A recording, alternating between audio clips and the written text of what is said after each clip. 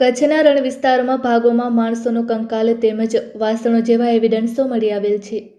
આ અંગે કચ્છ યુનિવર્સિટીના જીઓલોજિસ્ટ ગૌરવ ચૌહાણે જણાવ્યું કે તેઓ દ્વારા આ બાબતે રિસર્ચ કરતા ખ્યાલ આવ્યો હતો કે આ વાસણો લગભગ 1000 થી 1500 વર્ષ જૂના હોઈ શકે છે। આ સાઇટનું મહત્વ એટલે વધ્યું છે કે રણની અંદર એક દિવસ કાઢવું મુશ્કેલ છે, ત્યાં આટલા લોકો તેમજ ગામો હતા। આ જગ્યાએ ચોખાને તેવું અન્ય મળતા ત્યાં ખેતી પણ સારી થતી હોઈ શકે। ત્યાં તેઓને કોપરા કોઇન્સ પણ મળ્યા હતા, જેની વીણા પાકિસ્તાનની સાઇટને મળી આવતી છે। વધુ સાંભળીએ તેઓના શબ્દોમાં।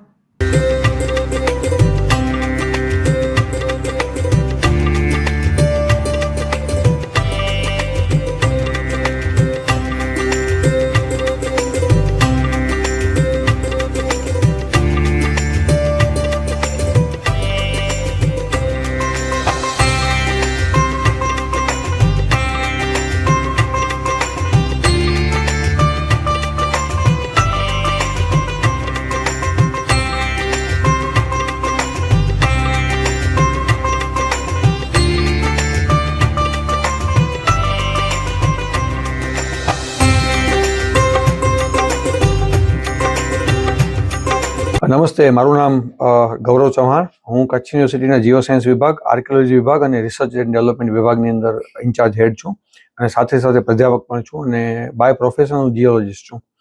આપણે વાત કરીએ તો હમણાં જ રિસેન્ટલી જે ન્યૂઝ આપણે ચર્ચામાં છે કે કચ્છની રણની જે ઇન્ડો પાક બોર્ડર છે એ વિસ્તારની અંદર વેસ્ટર્ન ગ્રેટ રન ઓફ કચ્છની અંદર એક અલગ જ આર્કિયોલોજીકલ સાઇટ મળી છે। આ સાઇટની વિશેષતા એ છે કે ત્યાં કને માણસોનો એવિડન્સ મળ્યો છે। સૌથી વધારે ત્યાં માણસોના કંકાલ જમીન ઉપર તમને જોવા મળે છે। શરૂઆતમાં 2024 પહેલા BSFના ઓફિસર્સે પેટ્રોલિંગ દરમિયાન આ સાઇટને જોઈ હતી અને અચાનકથી આટલા બધા માણસો દેખાય એટલે એને ઉજળા હુઆ ગાંવ કહેતા અથવા તો બરબાદ ગાંવ કહેતા। જ્યારે 2024માં BSFએ અત્યારે હાલમાં જે સ્ટેચ્યુ ઓફ યુનિટીમાં શ્રી નારાયણ માધુ છે એડિશનલ કલેક્ટર, એઓને માહિતી આપી કે આ પ્રકારનું કંઈક છે અને યોગાનુયોગ કચ્છ યુનિવર્સિટીના કુલપતિ ત્યાં કોઈક મિટિંગમાં હોય તો માધુ સાહેબે કુલપતિશ્રીને કીધું કે તમારા કચ્છમાં આવું કંઈક છે। એટલે કુલપતિએ મને ફોટા આપી અને મને કીધું કે આ સાઇટ આપણે ગોતવાની છે અને આની ઉપર બહુ સારું રિસર્ચ થઈ શકે છે। એટલે માણસોને જોયા અને આ બધી સાઇટ જોઈ એટલે હું પણ બહુ એક્સાઇટેડ હતો। BSFની મદદથી, કલેક્ટર ઓફિસની મદદથી આ સાઇટને મેં ફાઇનલી 2024માં શોધવાનો પ્રયાસ કર્યો અને હું શોધી શક્યો। હું જ્યારે ત્યાં ગયો તો હું પોતે એકદમ પહેલાં તો મતલબ શોક થઈ ગયો કે આટલા બધા લોકો, મતલબ લેડીઝ છે, જેન્ટ્સ છે ત્યાં કને, અને બધેની બરિયલ પેટર્ન પણ એક સિસ્ટમેટિક બધે બરી કરેલા છે, બરાબર ને? જેનું માથું નોર્થમાં છે, પગ સાઉથમાં છે અને વેસ્ટ તરફ બધેનું મોઢું છે, એટલે કોઈક ધાર્મિક માન્યતા પણ હોઈ શકે છે। અને આટલા બધા લોકોનું ત્યાં કને એક સાથે બરી થાવું મતલબ કોઈક હોનારત પણ થઈ હોઈ શકે છે।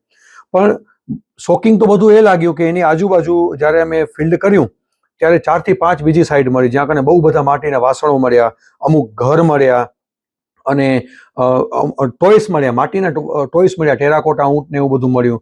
અને પછી તો એવું લાગ્યું કે આ બહુ મલ્ટીડિસિપ્લિનરી સાયન્સ છે, તો ઓક્સફર્ડ યુનિવર્સિટીની મદદથી, ડેકન કોલેજ યુનિવર્સિટી છે એની મદદથી પૂના ખાતે, BSIP Lucknow, ISRO, physical research, અમે બધે સાયન્ટિસ્ટ ભેગા થઈને ગયા, કારણ કે એ લોકો બધે 15-20 વર્ષથી કચ્છમાં કામ કરે છે। અને પછી જ્યારે પ્રાઇમરી ઓબ્ઝર્વેશન કર્યું ત્યારે ખ્યાલ આવ્યો કે આ જે સાઇટ છે એના જે વાસણો છે માટીના, એમાંથી ખ્યાલ આવી કે આ મિડેવેલ યુગનું હોઈ શકે છે, 1000 થી 1500 વર્ષ પહેલાંનું હોઈ શકે છે। સ્વાભાવિક છે, માણસની ઉંમર આજુબાજુ હોઈ શકે છે। અને આ સાઇટનું ઇમ્પોર્ટન્સ એટલે વધી જાય છે કે રણની અંદર આજે જ્યાં એક દિવસ કાઢવો મુશ્કેલ છે ઊભા રહીને, પણ ત્યાં કને આટલા બધા લોકો હતા, આટલા બધા ગામો હતા। અને અમારા જ ઘણા બધા પેપર છે જેમાં અમે કરીમશાહી છે, વિગાકોટ છે, આ બધે અમે કિલ્લાઓ સ્ટડી કર્યા છે જે મિડેવેલ યુગ અને આયરન એજના છે। મતલબ 3000 થી કરીને 1000 વર્ષ સુધી, 2000 વર્ષ સુધી રણની અંદર લોકો ત્યાં રહેતા હતા, ફૂલ ફ્લેશ, નદીઓના રેતાળ પટ હતા। ધોળાવીરાથી આનું શું કનેક્શન હોઈ શકે છે? ધોળાવીરાના જગ્યાએ આજથી 5.5 વર્ષ પહેલા લોકો રહેવા આવ્યા અને 2-1000 વર્ષ ત્યાં રહ્યા ને પછી એ સાઇટ વેલ સિસ્ટમેટિકલી છોડેલી સાઇટ છે, ક્યાંક ઘર તૂટેલા નથી, માણસોની લાશ નથી મળતી।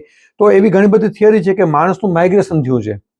ધોળાવીરાના યુગમાં સિંધુ નદીના વેણ ત્યાં આવતા હતા, પણ ધોળાવીરાના યુગમાંથી જ્યારે લોકોએ સાઇટ છોડીને ઘણી બધી હડપ્પન સાઇટ છોડી ત્યારે એવું માનવામાં આવે છે કે ઘણા સભ્યતાઓ ઇન્ડો ગેંગેટિક પ્લેન તરફ ગઈ અને ઇન્ડસ રિવર જે વેસ્ટમાં શિફ્ટ થઈ તો લોકો રિવરની બાજુમાં આવ્યા, બરાબર ને? તો અગર ધોળાવીરાને એ બધે યુગના લોકો જો રિવરની બાજુમાં આવે તો એ લોકોને રણમાં આવવું પડે। તો આજે જે રણ તમને ચીકણી માટીનું દેખાય છે એ રણ ખરેખર રણ નથી, પણ ક્યારે રણ નહોતું, ત્યારે એ સિંધુ નદીના રેતાળ પ્રદેશો હતા જે ફળદ્રુપ હતા, જ્યાં કને મીઠું પાણી આવતું હર વર્ષે, અને એની વચ્ચે નાનકડા જે ઊંચાઈવાળા જગ્યા હતી ત્યાં કને આ લોકો રહેતા હશે.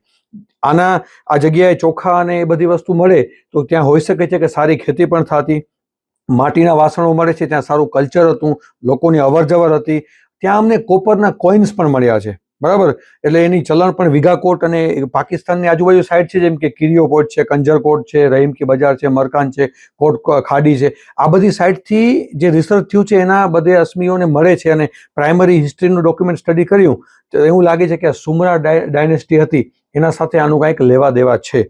અત્યારે જમીનની ઉપર કંકાલ દેખાવો મતલબ કે એમને તો દેખાય નહીં. આજે કોઈ પણ કંકાલને આપણે જો બરી કરવો હોય સિસ્ટમેટિક કરી એને દફન કરીએ તો 3 ફૂટનો ખાડો ખોદવો પડે, એની અંદર આપણે એની વિધિ કોઈ પણ કરતા હોય છે.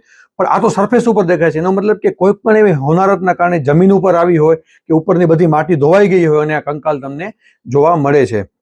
આ સાઇટને કચ્છના વેસ્ટર્ન ગ્રેટ રન ઓફ કચ્છની ઘણી બધી સાઇટ છે, 40થી વધારે સાઇટ છે નાનકડી મોટી, જે ધોળાવીરાનો પછીનો યુગ અને આપણા પહેલાનો યુગનું કનેક્શન સમજવામાં બહુ ઇમ્પોર્ટન્સ છે. તો આ બધી સાઇટને સંગ્રહિત કરવી જોઈએ. આ સાઇટ ઉપર તત્કાલીન જે કલેક્ટર આનંદ પટેલ સાહેબ હતા એ ખુદ આવેલા હતા. ઇવન વાઇસ ચાન્સલર કચ્છ યુનિવર્સિટીના મોહનભાઈ પટેલ, મહેશ ઠક્કર સાહેબ બીએસઆઈપીના ડાયરેક્ટર, એવા ઘણા બધા લોકો આ સાઇટ ઉપર આવેલા છે. અને કલેક્ટર સાહેબે તો અમારી પાસે પ્રપોઝલ પણ મંગાવી હતી કે આવી બધી સાઇટનું લિસ્ટ આપો જે અમે આપેલું છે, જેને ભવિષ્યમાં નીમ થાય, પ્રોટેક્ટ થાય અને રિસર્ચ માટે ભવિષ્યમાં આગળ તમે ઘણું બધું કરી શકો એવી સભ્યતાઓ છે.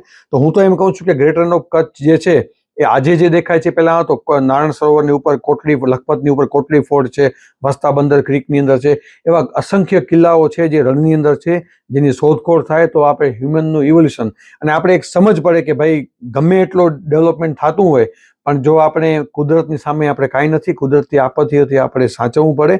એનું એક ક્લાસિકલ એક્ઝામ્પલ છે ગ્રેટ રન ઓફ કચ્છ. અને મને વિશ્વાસ છે કે અમે ભવિષ્યમાં આર્કિયોલોજીકલ સર્વે ઓફ ઇન્ડિયા, ગુજરાતનું આર્કિયોલોજીકલ સર્વે છે એની પાસે પરમિશન લઈ અને જે કંકાલ છે એનું ડેટિંગ કરવાનો પ્રયાસ કરશું, એનું ડીએનએનો સ્ટડી અભ્યાસ કરવાનો પ્રયાસ કરશું, જે માટીના વાસણો ઈંટું છે એની પણ ઉંમર નીકળે એની ઉંમર કાઢશું અને રણનું આ કેવી રીતે દ્રશ્ય બદલાણું છે એને સમજવાનો પ્રયાસ કરશું.